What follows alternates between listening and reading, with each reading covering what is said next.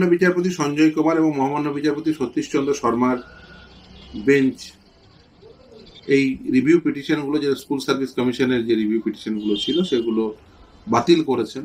মহামান্য বিচারপতি দ্বয় বাতিল করেছেন, চেম্বারেই বাতিল করেছেন। সেগুলো আদালতে আনার মতো উপযুক্ত মনে করেননি। তার কারণ, সেখানে নির্দিষ্ট কারণও বলেছেন।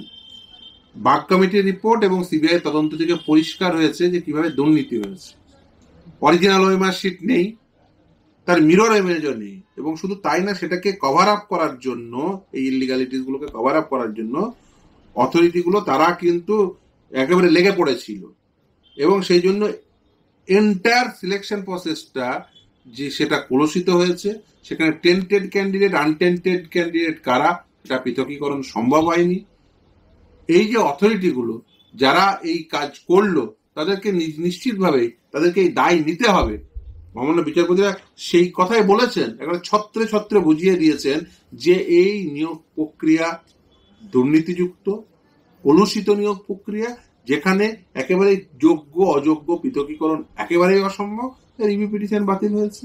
এবং আমরা প্রথম থেকে এই কথাই বলছি যে এই স্কুল সার্ভিস কমিশনের নিয়োগের ক্ষেত্রে যে নবম, দশম, একাদশ, দ্বাদশ, গ্রুপ সি, গ্রুপ ডি পর্বত প্রমাণ দুর্নীতি হয়েছে, এবং এই আর্টিকেল 12 অথরিটিরা তারাই দুর্নীতি করেছেন, এবং সেই দুর্নীতি করার পরে তারা সেটাকে কভার আপ করতে গেছেন।